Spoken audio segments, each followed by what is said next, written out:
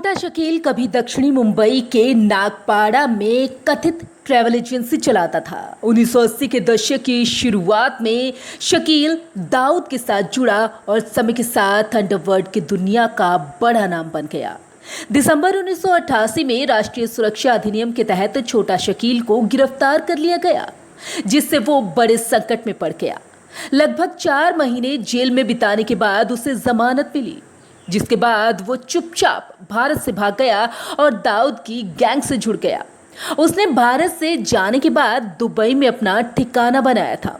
कहा जाता है कि उसने कभी दाऊद को शिकायत का मौका नहीं दिया, जिस वजह से उसने दाऊद का विश्वास तेजी से हासिल कर लिया। छोटा शकील उन मुट्ठी भर लोगों में से एक था जिस पर दाऊद आंख बंद करके भरोसा करता था। बहुत कम समय में वो दाऊद का सबसे बड़ा राजदार बन गया। उसने दाऊद के साथ मिलकर भारत के सबसे बड़े आतंकी हमले मार्च 1993 का मुंबई सीरियल ब्लास्ट की योजना बनाई और उसे अंजाम दिया।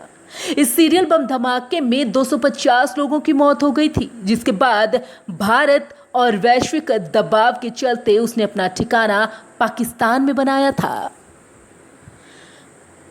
छोटा शकील को कब से मोस्ट वांटेड ऐलान दिया गया है? अब उसके परिवार के बारे में आपको बताएं तो छोटा शकील के 3 बच्चे हैं, जिनमें एक बेटा और उसकी 2 बेटियां। उसकी बेटियों का नाम जोया और अनाम है और दोनों की शादी कराची में हुई है। वहीं शकील के बेटे का नाम मुखबिर शेख है। साल 1994 में जब छोटा राजन अलग हुआ और अपनी गैंग बनाई, तभी से दाऊद नाराज था। इसी कारण दाऊद ने छोटा शकील के माध्यम से छोटा राजन को कई बार मारने का प्रयास किया, लेकिन हर बार वो बच निकला। साल 2000 में छोटा शकील ने बैंकॉक में छोटा राजन पर हमला करवाया। इसके कुछ सालों बाद जब राजन ऑस्ट्रेलिया में था, तो उस वक्त भी छोटा शकील ने गुर्गों को काम पर लगाया और अभी जब छोटा राजन जेल में बंद है तो भी उस पर हमले करवाए। लेकिन अब सुनने में आया है कि भारत के दुश्मन number 1 underworld don Dawood Ibrahim के खास माने जाने वाले इस छोटा शकील की मौत हो गई है। रिपोर्ट्स के मुताबिक छोटा शकील पाकिस्तान के कराची में मृतक पाया गया। बताया जा रहा है कि दाऊद के खासमखास शकील की संदिग्ध परिस्थितियों में मौत हो गई है। हालांकि उसकी मौत की वजह अभी तक स्पष्ट नहीं हो सकी और तरह तरह के कयास लगाए जा रहे हैं। छोटा शकील पर दाऊद के साथ मिलकर वैश्विक आतंकवादी नेटवर्क चलाने का आरोप है। वो दाऊद के इतना करीब था कि वो डी कंपनी की गैर कानूनी गतिविधियां संभालता था।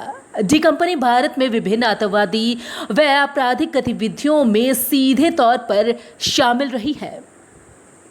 राष्ट्रीय जांच एजेंसी ने भगौड़े माफिया डॉन दाऊद इब्राहिम कास्कर पर 25 लाख रुपए और उसके करीबी विश्वास पात्र छोटा शकील पर 20 लाख रुपए का इनाम घोषित किया था। दाऊद को संयुक्त राष्ट्र ने ग्लोबल आतंकी भी घोषित किया हुआ है, जबकि भारत के अलावा अमेरिका ने भी उसे वैश्विक आतंकी माना है।